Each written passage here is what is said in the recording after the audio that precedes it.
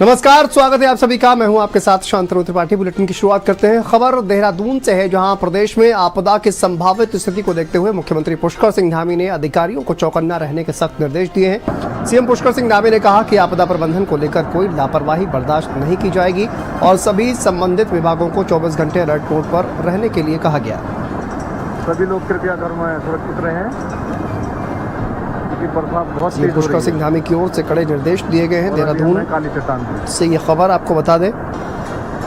और अगले 24 घंटे उत्तराखंड के लिए बेहद अहम रहने वाले हैं। आपदा की आशंका और इसी को लेकर प्रशासन पूरी तरह से अलर्ट है। आप देखिए किस तरह से जो तस्वीरें हैं वो भी आप देख सकते हैं। यहाँ पर लैंडस्लाइड की तस्वीरें लगातार सामने आ रही हैं और अगले 24 घंटे में भारी बारिश का अनुमान भी जताया गया है। मौसम विभाग की ओर से अधिकारियों को 24 घंटे अलर्ट रहने के निर्देश दिए गए।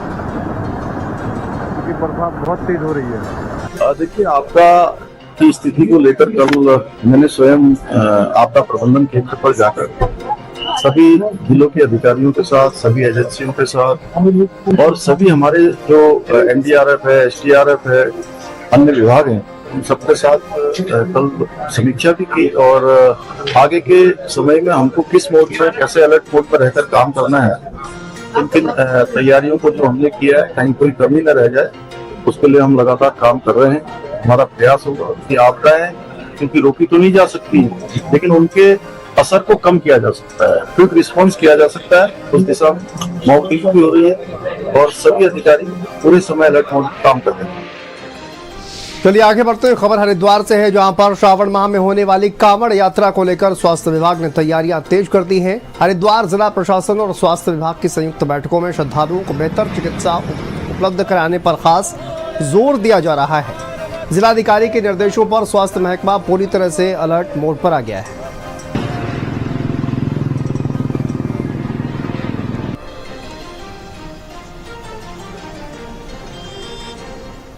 देखिए, कांवड़ यात्रा 2025 को लेके जिलाधिकारी महोदय के द्वारा बैठक आयोजित की जा चुकी है। आपसी सभी समन्वय बैठक हो चुकी है। हमारे द्वारा कार्य योजना भी रेडी किया जा चुकी है और जिला स्तर से इसमें जो हमने कार्य योजना दिया था उसको सैंक्शन भी कर दिया गया। तो हमारे द्वारा लगभग 24 अस्थायी चिकित्सा शिविर लगाए जाएंगे। इसमें हमारी हर जगह 24/7 पे वो चिकित्सा शिविर काम करेंगे और एम्बुलेंस हर जगह हमारी अवेलेबल रहेगी। हमारे जिला अस्पताल और प्राइवेट हॉस्पिटल नियर बाई होंगे, वो अलर्ट रहेंगे।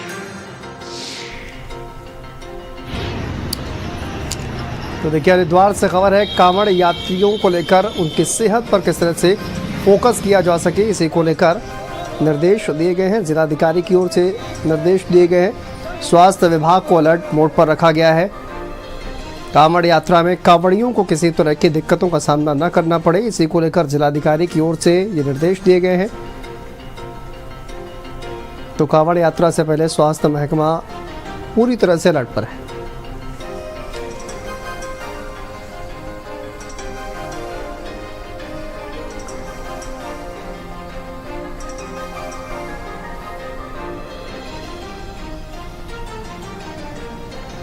तो देखिए, सावन में कांवड़ यात्रा शुरू होने वाली है, लेकिन उससे पहले ही तैयारियां भी कांवड़ यात्रा की शुरू कर दी गई हैं।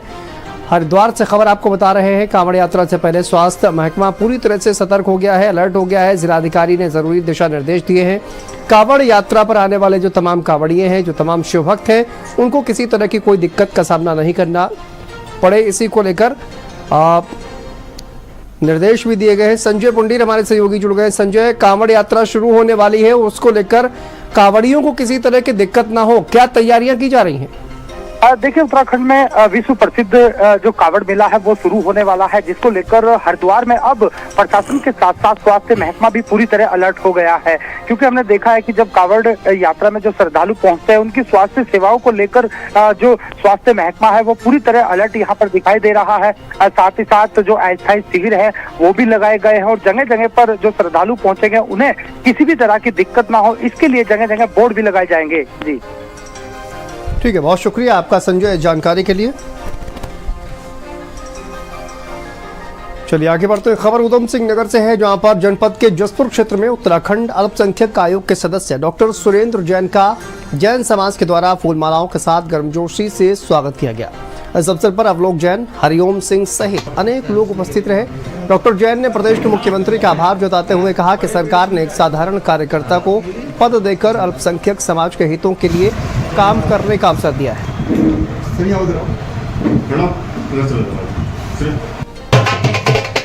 जब से प्रदेश बना है, मुझे लगता है कि प्रदेश के निर्माण से लेकर आज तक जितनी सरकारें यहाँ बनी है और विशेषकर ये सरकार जो बनी है, ये अल्पसंख्यकों के हितों के लिए पूरी तरह सजग है और व्यवस्थित रूप से काम करती है और ये काम निरंतर हम कर सके ऐसा हम प्रयास करेंगे, क्योंकि हमें दायित्व ये मिला है 5 वर्ष का और 5 वर्ष से हम 5 वर्ष तक लगातार परिश्रम करेंगे कि हमारे सरकार की सारी योजनाएं अल्पसंख्यक कल्याण के लिए जितनी भी योजनाएं बनी है वो त्वरित रूप से हम पहुंचा सकें। खबर बागेश्वर से है, जहां पर त्रिस्तरीय पंचायती चुनावों का बिगुल बजते ही बागेश्वर जिले में प्रशासनिक तैयारियां भी पूरी कर ली गई हैं। जिलाधिकारी आशीष भटगाई ने चुनावी कार्यक्रम का रोडमैप साझा करते हुए बताया कि जिले में प्रथम चरण में चुनाव संपन्न होंगे। जिले के तीनों विकास खंडों में चुनाव संचालन के लिए 4 चुनाव अधिकारी, 36 उपचुनाव प्रभारी, 16 रिजर्व, 26 नोडल अधिकारी, 6 सहायक नोडल अधिकारी और 15 जोनल मजिस्ट्रेट, 55 सेक्टर मजिस्ट्रेट और कुल 2565 कर्मचारियों की तैनाती की गई है। जिला प्रशासन के द्वारा तैयारियां पूरी की जा रही हैं और इसमें हमारे जो 513 दल हैं, मतदान दल हैं, वो फील्ड में रहेंगे। 461 हमारे बूथ हैं। 513 इसलिए हो रहा है क्योंकि उसमें रिजर्व दल को भी मिला लिया गया है। इसके अतिरिक्त जो हमारे सेक्टर मजिस्ट्रेट और जोनल मजिस्ट्रेट की तैनाती की जानी थी वो भी की जा चुकी है।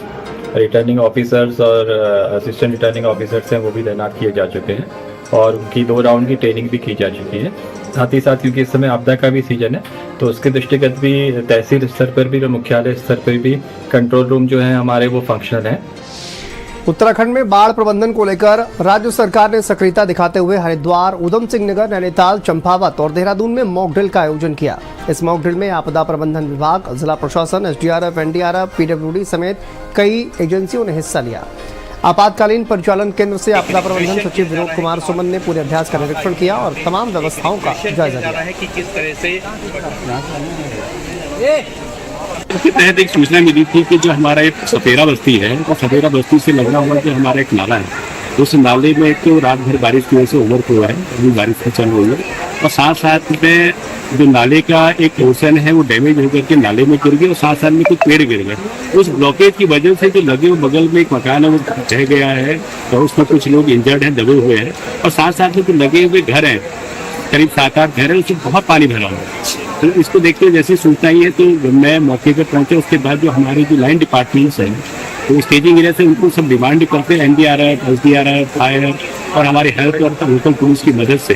तो पहले हमने जो अपना ब्लॉकेज था वो कम किया है, पानी का फ्लो कम हो गया है। खबर कोटद्वार से है। नेशनल हाईवे संख्या 534 पर पुलिया ध्वस्त हो गई। कोटद्वार नजीबाबाद के बीच यातायात पूरी तरह से ठप हो गया। रविवार से हो रही जोरदार बारिश की वजह से पुलिया बह गई। हाईवे पर दोनों ओर वाहनों की लंबी लंबी कतारें लग गईं। पुलिया को फिर से बनाने की कोशिश लगातार जारी है। कोटद्वार का संपर्क दिल्ली मेरठ से कट गया है। हरिद्वार, देहरादून, कुमाऊं से भी कोटद्वार का संपर्क टूट गया है।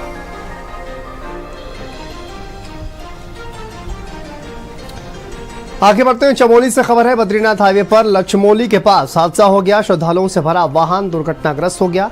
भारी बारिश के चलते वाहन पलट गया और इससे श्रद्धालु घायल हो गए। तमाम घायल श्रद्धालुओं को नजदीकी अस्पताल में भर्ती कराया गया है। ड्राइवर की सूझबूझ से वाहन खाई में जाने से बच गया।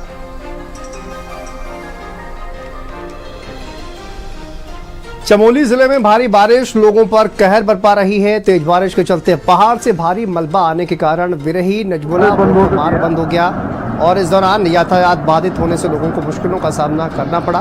फिलहाल मौके पर टीम पहुंची हुई है। मार्ग खोलने का काम शुरू किया गया है। चमोली से ये तस्वीरें सामने आ रही हैं। भारी बारिश का कहर देखने को मिल रहा है। देखिए, भारी मलबा सड़क पर आ गया जिसकी वजह से ये सड़क बंद हो गई है और अभी हमें काली चट्टान इसको खोलने का प्रयास किया जा रहा है।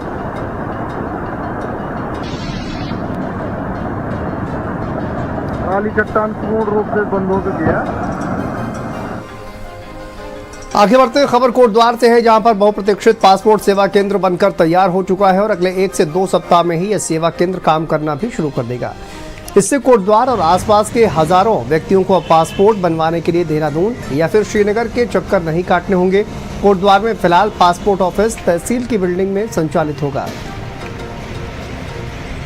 जो हमारा ये पासपोर्ट ऑफिस है, पूर्व में इसको जो है वैन के रूप में चालू किया गया था, तो तहसील में एक कैंप के तौर पे ये चलता था।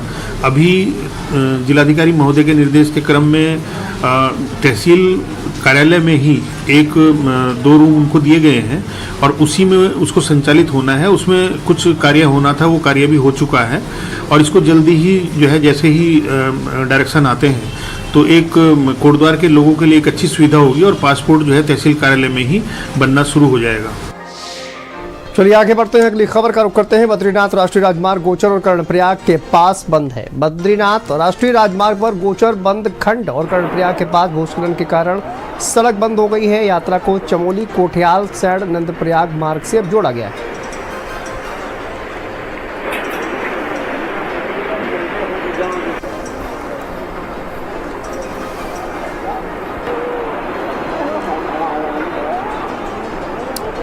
खबर चमोली से है, जहां पर जोशीमठ में सिख श्रद्धालुओं ने मारपीट की है। स्थानीय लोगों के साथ मारपीट करने का आरोप है। चमोली से खबर सामने आ रही है, जोशीमठ में सिख श्रद्धालुओं ने मारपीट की है और मारपीट करने का आरोप लग रहा है। जोशीमठ के स्थानीय लोग पहुंचे कोतवाली।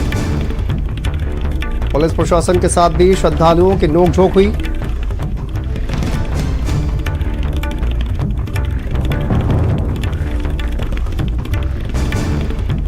चमोली से खबर सामने आ रही है, जोशीमठ जहां पर सिख श्रद्धालुओं ने मारपीट की है। आरोप लग रहा है स्थानीय लोगों के साथ मारपीट करने का आरोप सिख श्रद्धालुओं पर लग रहा है। जोशीमठ के स्थानीय लोग कोतवाली पहुंचे हैं और पुलिस के साथ भी स्थानीय लोगों की नोकझोंक हुई है।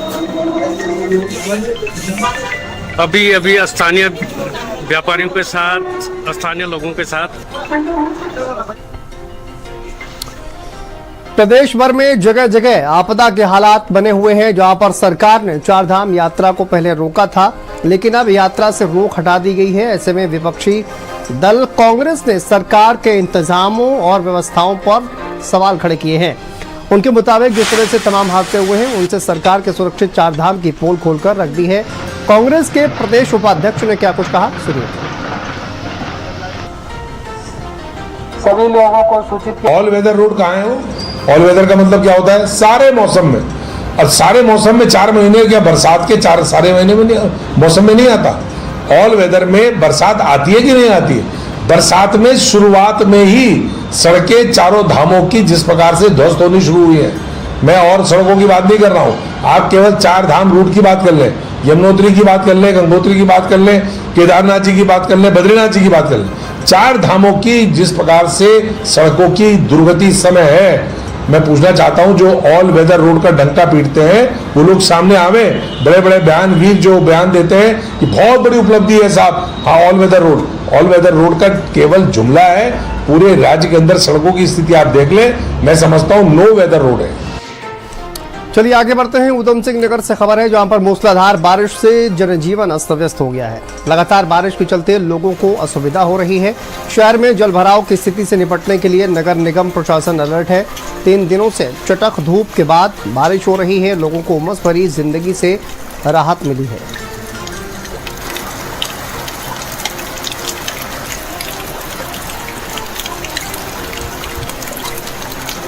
चलिए आगे बढ़ते हैं। उत्तरकाशी जिले में रात से हो रही भारी बारिश, जिस कारण गंगोत्री और यमुनोत्री मार्ग बंद कर दिया गया है और बंद और खुलने का सिलसिला दरअसल लगातार जारी है। गंगोत्री राष्ट्रीय राजमार्ग स्नान, नेताड़ा, नलूड़ा और लाडांग के पास दलदल होने के कारण अवरुद्ध हो गया है। वहीं यमुनोत्री हाईवे सिलाई बैंड और ओजरी के बीच 2 जगह रास्ता बंद है। मार्ग को खोलने का काम किया जा रहा है। गंगोत्री मार्ग के लिए बीआरओ के द्वारा मार्ग खोलने का काम लगातार चल रहा है।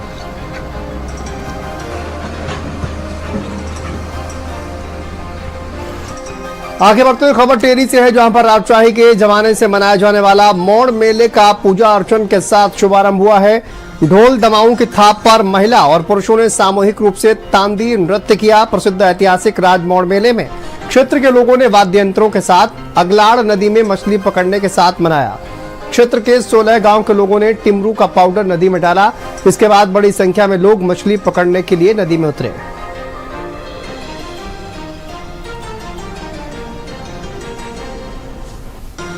चलिए आगे बढ़ते हैं, अगली खबर का रुख करते हैं। खबर देहरादून से सामने आ रही है। उत्तराखंड में पंचायत चुनाव होने जा रहे हैं। ऐसे में यहां बीजेपी अपनी तैयारियों में जुटी है। कांग्रेस भी अपने पर्यवेक्षक भेज चुकी है और 2 जुलाई से नामांकन शुरू हो जाएगा। कांग्रेस के वरिष्ठ नेता पूर्व अध्यक्ष प्रीतम सिंह का बड़ा बयान भी सामने आया है। उनके मुताबिक पंचायत चुनावों को लेकर सरकार ने आरक्षण को लेकर गलत फैसले लिए हैं और अपने फायदे के लिए कई जगह गलत आरक्षण किया है। सुनिए प्रीतम सिंह ने क्या कुछ कहा।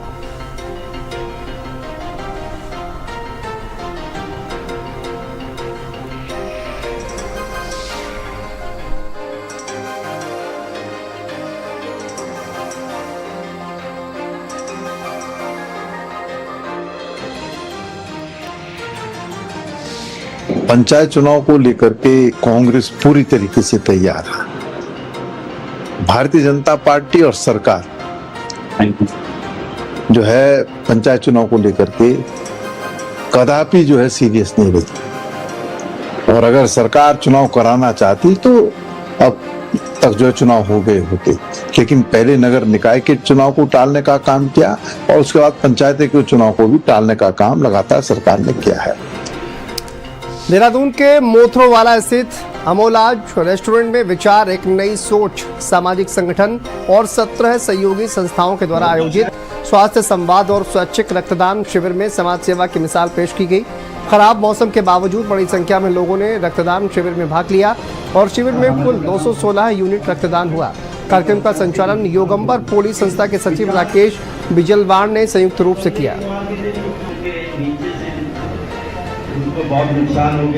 विचार एक नई सोच सामाजिक संस्था के द्वारा आज रक्तदान शिविर का आयोजन यहाँ किया गया है। पूर्व में इनके द्वारा इस तरह के रक्तदान शिविर का आयोजन किया जाता रहा और अलग अलग जगहों पर जो निःशुल्क स्वास्थ्य शिविर है वो भी लगाए जाते रहे। और देखिए इस तरह के कार्यक्रम से निश्चित रूप से जो एक इलाज है वो आम जन की पहुंच तक जाता है।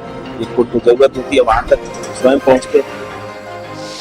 चलिए आगे बढ़ते हैं। सितारगंज से खबर है, जहां पर क्षेत्र के शक्ति फार्म और बैगुल नदी में मानसून से पूर्व मॉकड्रिल कर ग्रामीणों को जागरूक किया गया है। मॉकड्रिल कर बच्चों को पानी से निकाला गया। तत्काल स्वास्थ्य विभाग की टीम ने उनका उपचार किया। एसडीएम, तहसीलदार और स्वास्थ्य विभाग एसडीआरएफ की टीम मौके पर मौजूद रही और इनकी मौजूदगी में मॉकड्रिल का आयोजन किया गया।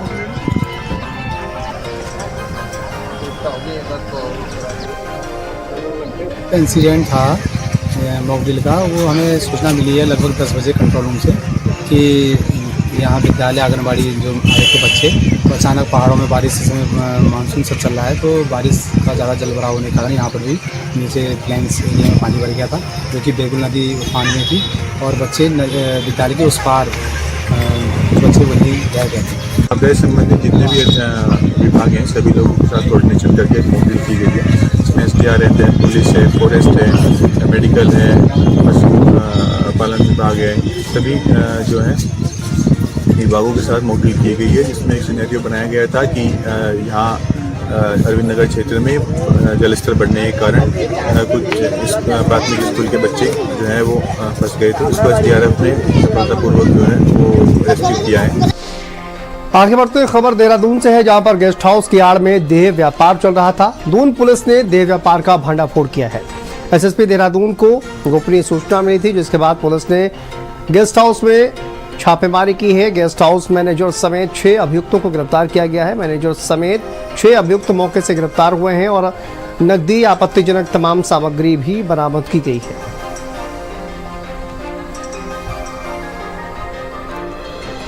उत्तरकाशी में भारी बारिश के बाद गंगोत्री यमुनोत्री मार्ग बंद और खुलने का सिलसिला लगातार जारी है। यमुनोत्री हाईवे सिलाई बैंड ओचड़ी के बीच 2 जगह पर बंद हो गया, जिनको खोलने के लिए युद्धस्तर पर काम चल रहा है। सियाना चट्टी में यमुना नदी में मलबा आने से झील बन गई, जिससे सियाना चट्टी को खतरा बन गया है। सरकार से कहना चाहता हूँ, उत्तरकाशी डीएम साहब से, जिलाधिकारी महोदय से कहना चाहता हूँ कि आप देख क्या रहे हैं, आपके कार्यकाल में जो गंगोत्री की यात्रा, यमुनोत्री की यात्रा, ये इसके आप अध्यक्ष हैं आप 3 दिन से हैं यात्री नहीं है, इनकी खाने की व्यवस्था नहीं हो रही है, रहने की व्यवस्था, लोगों के पास धन खत्म हो गया। जो आपदा का जो बजट जो सरकार जो है खाले गजरों में लगाती है, वो बजट जो है कम से कम यहाँ पे होली लगा है। खरसाली पे हमारे पास जो खरसाली से जो होली की व्यवस्था इनको बड़कोट उतारा जाए और बड़कोट से अपने घर जाए, चाहे वो गंगोत्री जाए। लेकिन अगर ऐसा नहीं होता है तो हम सरकार के खिलाफ यहाँ पे आंदोलन छेड़ेंगे। 28 तारीख से जो है यहाँ पर रास्ता बंद पड़ा हुआ है और सेना चट्टी जो है टूटने की कगार तक पहुंचा हुआ है, लेकिन प्रशासन की आंखें जो है अभी तक खुली नहीं। प्रशासन केवल ये चाहता है कि यहाँ पर सेना चट्टी टूट जाएगा तब फोटोग्राफी करने के लिए तब आएंगे यहाँ पर, बाकी ऐसा नहीं है कि टाइम पर जो है कुछ काम किया जाए। अभी ये बताइए 28 तारीख से लेकर के आज जो है 30 तारीख हो गए हैं, अभी तक कोई कॉम्पिटेंट अधिकारी नहीं पहुंचा है। चलिए यहाँ पर अब तक छोटे से ब्रेक के लिए खबरों का सिलसिला लगातार जारी है।